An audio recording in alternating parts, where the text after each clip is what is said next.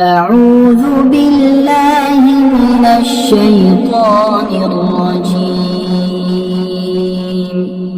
بسم الله الرحمن الرحيم. الحمد لله الذي أنزل على عبده الكتاب ولم يجعل له عوجا قيما لينذر بأسا شديدا من لدنه ويبشر المؤمنين الذين يعملون الصالحات أن لهم أجرا حسنا ماكثين فيه أبدا وينذر الذين قالوا اتخذ الله ولدا ما لهم به من علم ولا لآبائهم كبرت كلمة تخرج من أفواههم إن يقولون إلا كذبا فلعلك باخع نفسك على آثارهم إن لم يؤمنوا بهذا الحديث أسفا إنا جعلنا ما على الأرض زينة لها لنبلوهم أيهم أحسن عملا وإنا لجاعلون ما عليها صعيدا جرزا أم حسبت أن أصحاب الكهف والرقيم كانوا من آياتنا عجبا إذ أوى الفتية إلى الكهف فقالوا ربنا آتنا من لدنك رحمة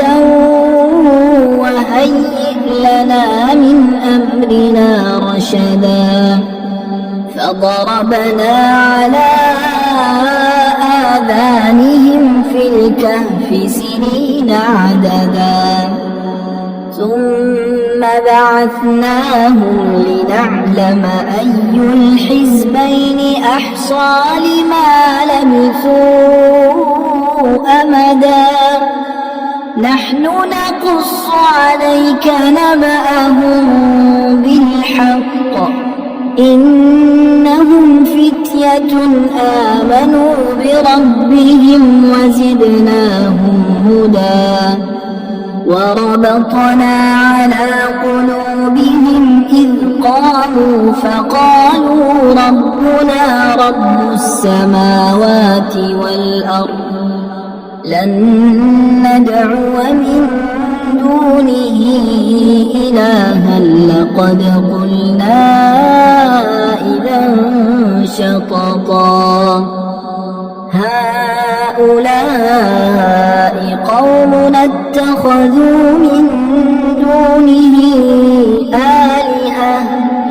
لولا يأتون عليهم بسلطان بين فمن أظلم ممن افترى على الله كذبا وإذ اعتزلتموهم وما يعبدون إلا الله فأووا إلى الكهف ينشر لكم ربكم من رحمته ويهيئ لكم من أمركم مرفقا وترى الشمس إذا طلعت تزاور عن كهفهم ذات اليمين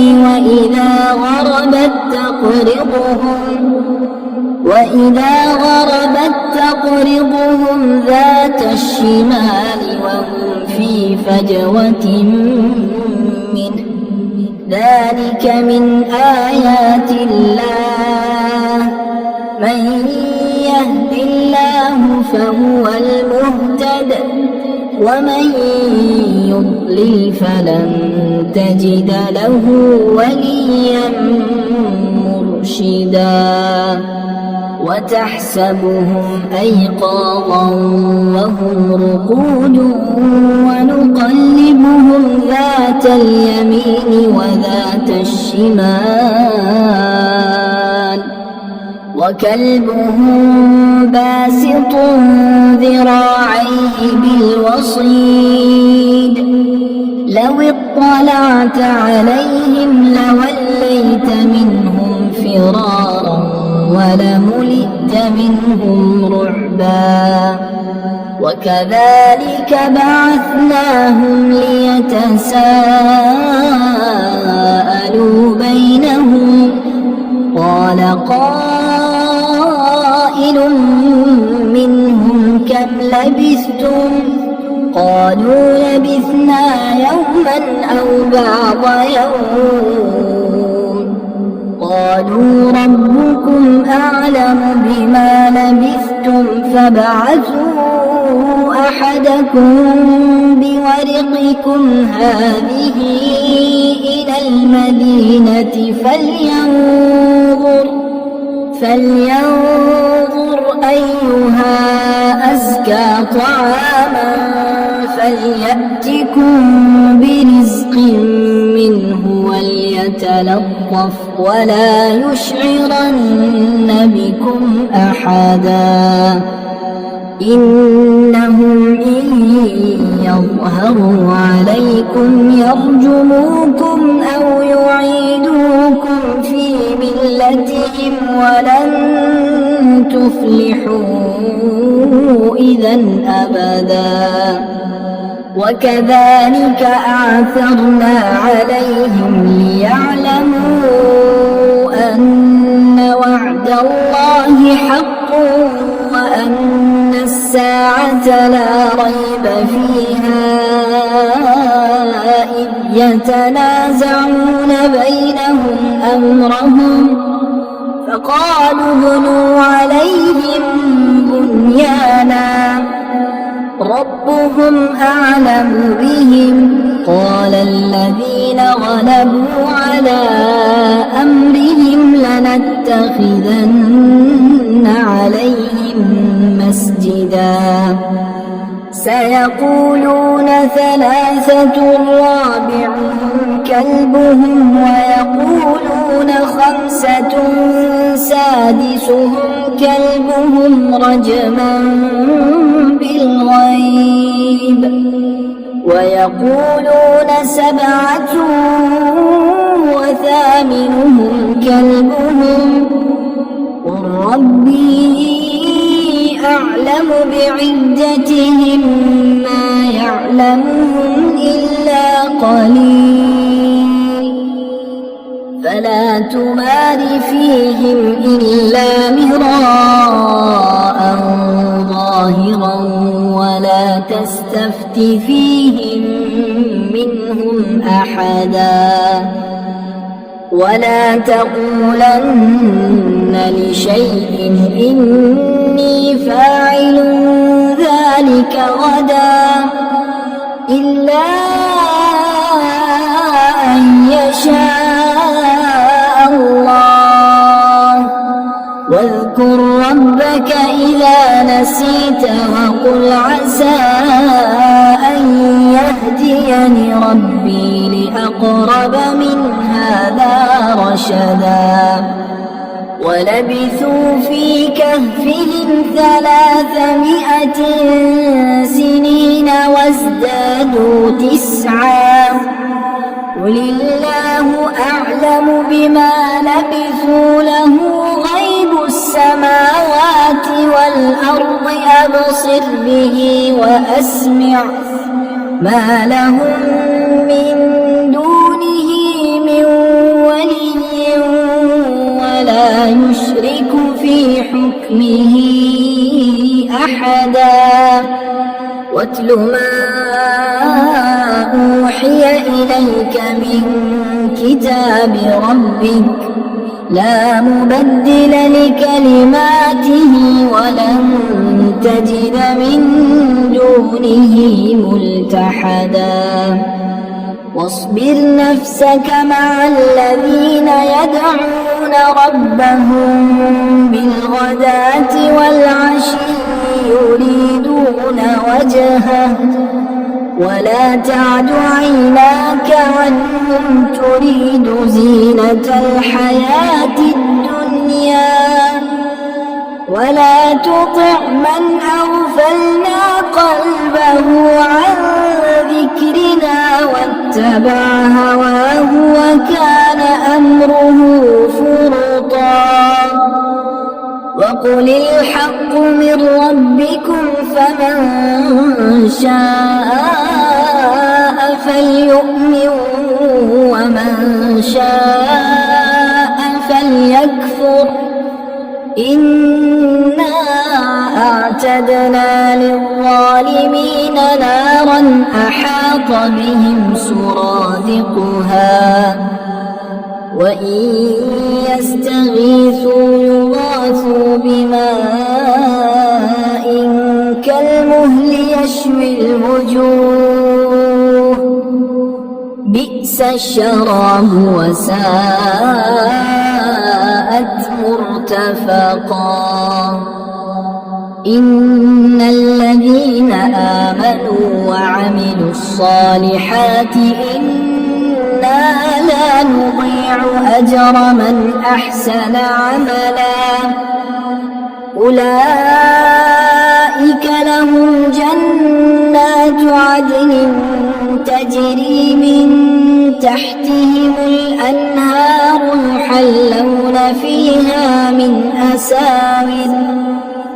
يحلون فيها من أساور من ذهب ويلبسون ثيابا خضرا من سندس واستبرق متكئين فيها على الأرائك نعم الثواب وحسنت مرتفقا واضرب لهم مثل الرجلين جعلنا لأحدهما جنتين من أعناب وحففناهما بنخل وجعلنا بينهما زرعا كلتا الجنتين آتت أكلها ولم تظلم منه شيئا وفجرنا خلالهما نهرا وكان له ثمر فقال لصاحبه وهو يحاوره أنا أكثر منك مالا وأعز نفرا ودخل جنته وهو ظالم لنفسه قال ما أظن أن تبيد هذه أبدا وما أظن الساعة قائمة ولئن رددت إلى ربي لأجدن خيرا منها منقلبا قال له صاحبه وهو يحاوره أكفرت بالذي خلقك من تراب ثم من نطفة ثم سواك رجلا لكن هو الله ربي ولا أشرك بربي أحدا ولولا إذ دخلت جنتك قلت ما شاء الله لا قوة إلا بالله إن ترني أنا أقل منك مالا وولدا عسى ربي أن يؤتيني خيرا من جنتك ويرسل عليها حسبانا من السماء فتصبح صعيدا زلقا أو يصبح ماؤها غورا فلن تستطيع له طلبا وأحيط بثمره فأصبح يقلب كفيه على ما أنفق فيها وهي خاوية على عروشها ويقول يا ليتني لم أشرك بربي أحدا ولم تكن له فئة ينصرونه من دون الله وما كان منتصرا هنالك الولاية لله الحق هو خير ثوابا وخير عقبا واضرب لهم مثل الحياة الدنيا كماء أنزلناه من السماء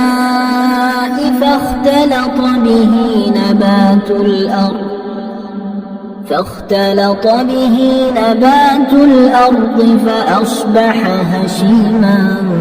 تذروه الرياح وكان الله على كل شيء مقتدرا المال والبنون زينة الحياة الدنيا والباقيات الصالحات خير عند ربك ثوابا وخير أملا ويوم نسير الجبال وترى الأرض بارزة وحشرناهم فلم نغادر منهم أحدا وعرضوا على ربك صفا لقد جئتمونا كما خلقناكم أول مرة بل زعمتم أن لن نجعل لكم موعدا ووضع الكتاب فترى المجرمين مشفقين مما فيه ويقولون يا ويلتنا ما لهذا الكتاب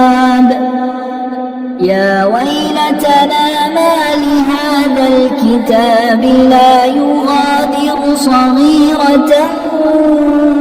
ولا كبيرة إلا أحصاها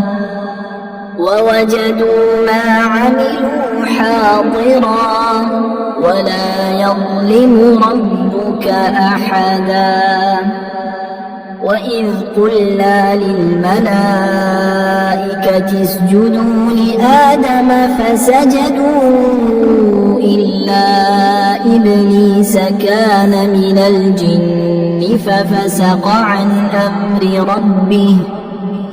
أفتتخذونه وذريته أولياء من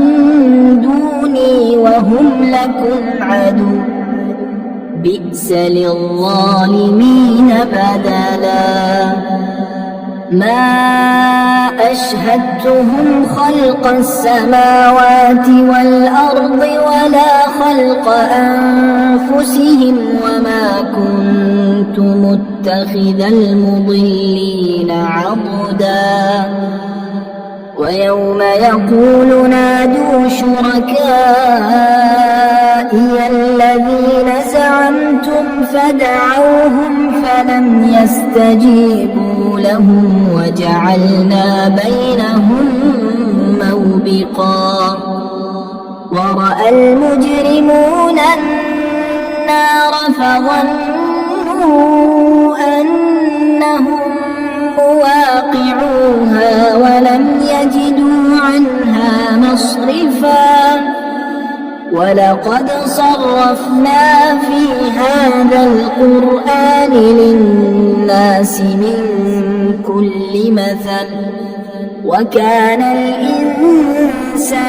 أكثر شيء جدلا وما منع الناس أن يؤمنوا إذ جاءهم الهدى ويستغفروا ربهم إلا أن تأتيهم سنة الأولين أو يأتيهم العذاب قبلا وما نرسل المرسلين إلا مبشرين ومنذرين ويجادل الذين كفروا بالباطل ليدحضوا به الحق واتخذوا آياتي وما أنذروا هزوا ومن أظلم ممن ذكر بآيات ربه فأعرض عنها ونسي ما قدمت يداه إنا جعلنا على قلوبهم أكنة أن يفقهوه وفي آذانهم وقرا وإن تدعوهم إلى الهدى فلن يهتدوا إذا أبدا وربك الغفور ذو الرحمة لو يؤاخذهم بما كسبوا لعجل لهم العذاب بل لهم موعد لن يجدوا من دونه موئلا وتلك القرى أهلكناهم لما ظلموا وجعلنا لمهلكهم موعدا وإذ قال موسى لفتاه لا أبرح حتى أبلغ مجمع البحرين أو أمضي حقبا فلما بلغا مجمع بينهما نسيا حوتهما فاتخذ سبيله في البحر سربا فلما جاوزا قال لفتاه آتنا غداءنا لقد لقينا من سفرنا هذا نصبا قال أرأيت إذ أوينا إلى الصخرة فإني نسيت الحوت وما أنسانيه إلا الشيطان أن أذكره واتخذ سبيله في البحر عجبا قال ذلك ما كنا نبغي فارتدا على آثارهما قصصا فوجدا عبدا من عبادنا آتيناه رحمة من عندنا وعلمناه من لدنا علما قال له موسى هل أتبعك على أن تعلمني مما علمت رشدا قال إنك لن تستطيع معي صبرا وكيف تصبر على ما لم تحط به خبرا قال ستجدني إن شاء الله صابرا ولا يعصينك أمرا. قال فإن اتبعتني فلا تسألني عن شيء حتى أحدث لك منه ذكرا. فانطلقا حتى إذا ركبا في السفينة خرقها قال أخرقتها لتغرق أهلها لقد جئت شيئا إمرا. قال ألم أقل إنك لن تستطيع معي صبرا. قال لا تؤاخذني بما نسيت ولا ترهقني من أمري عسرا. فانطلقا حتى إذا لقيا غلاما فقتله قال أقتلت نفسا زكية بغير نفس لقد جئت شيئا نكرا. قال ألم أقل لك إنك لن تستطيع معي صبرا. قال إن سألتك عن شيء بعدها فلا تصاحبني قد بلغت من لدني عذرا. فانطلقا حتى إذا أتيا أهل قرية استطعما أهلها فأبوا أن يضيفوهما فوجدا فيها جدارا يريد أن ينقض فأقامه. قال لو شئت لاتخذت عليه أجرا. قال هذا فراق بيني وبينك سأنبئك بتأويل ما لم تستطع عليه صبرا. أما السفينة فكانت لمساكين يعملون في البحر فأردت أن أعيبها وكان وراءهم ملك يأخذ كل سفينة غصبا. وأما الغلام فكان أبواه مؤمنين فخشينا أن يرهقهما طغيانا وكفرا. فأردنا أن يبدلهما ربهما خيرا منه زكاة وأقرب رحما. وأما الجدار فكان لغلامين يتيمين في المدينة وكان تحته كنز لهما وكان أبوهما صالحا. فأراد ربك أن يبلغا أشدهما ويستخرجا كنزهما رحمة من ربك وما فعلته عن أمري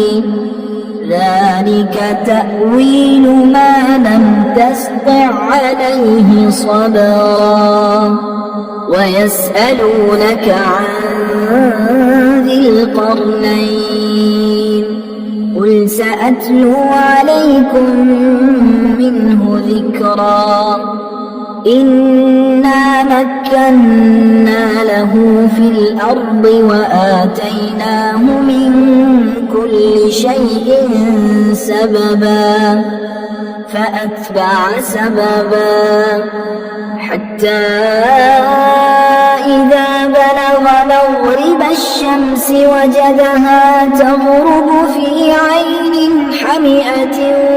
ووجد عندها قوما قلنا يا ذا القرنين إما أن تعذب وإما أن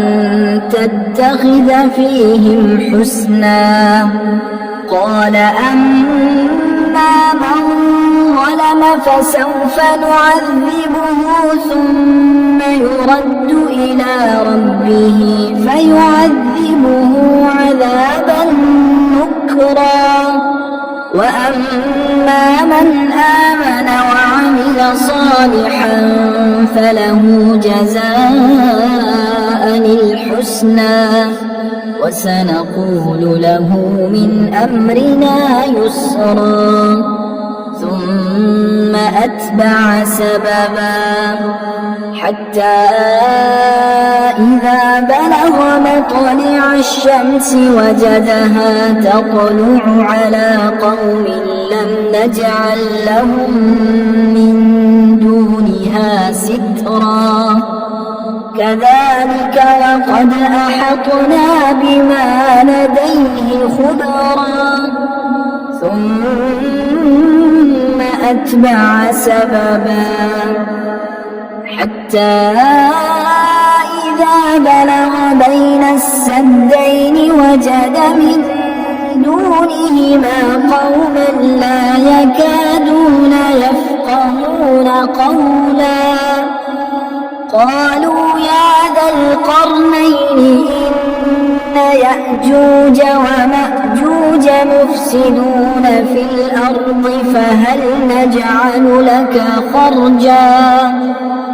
فهل نجعل لك خرجا على أن تجعل بيننا وبينهم سدا قال ما مكني فيه ربي خير فأعينوني بقوة أجعل بينكم وبينهم ردما آتوني زبر الحديد حتى إذا ساوى بين الصدفين قال انفخوا حتى إذا جعله نارا قال آتوني أفرغ عليه قطرا فما استطاعوا أن يظهروه وما استطاعوا له نقبا قال هذا رحمة من ربي فإذا جاء وعد ربي جعله دكا وكان وعد ربي حقا وتركنا بعضهم يومئذ يموج في بعض ونفخ في الصور فجمعناهم جمعا وعرضنا جهنم يومئذ للكافرين عرضا الذين كانت أعينهم في غطاء عن ذكري وكانوا لا يستطيعون سمعا أفحسب الذين كفروا أن يتخذوا عبادي من دوني أولياء إنا أعتدنا جهنم للكافرين نزلا قل هل ننبئكم بالأخسرين أعمالا الذين ضل سعيهم في الحياة الدنيا وهم يحسبون أنهم يحسنون صنعا أولئك الذين كفروا بآيات ربهم ولقائه فحبطت أعمالهم فلا نقيم لهم يوم القيامة وزنا ذلك جزاؤهم جهنم بما كفروا واتخذوا آياتي ورسلي هزوا إن الذين آمنوا وعملوا الصالحات كانت لهم جنات الفردوس نزلا خالدين فيها لا يبغون عنها حولا قل لو كان البحر مدادا لكلمات ربي لنفد البحر قبل أن تنفد كلمات ربي ولو جئنا بمثله مددا قل إنما أنا بشر مثلكم يوحى إلي أنما إلهكم إله واحد فمن كان يرجو لقاء ربه فليعمل عملا صالحا ولا يشرك بعبادة ربه أحدا.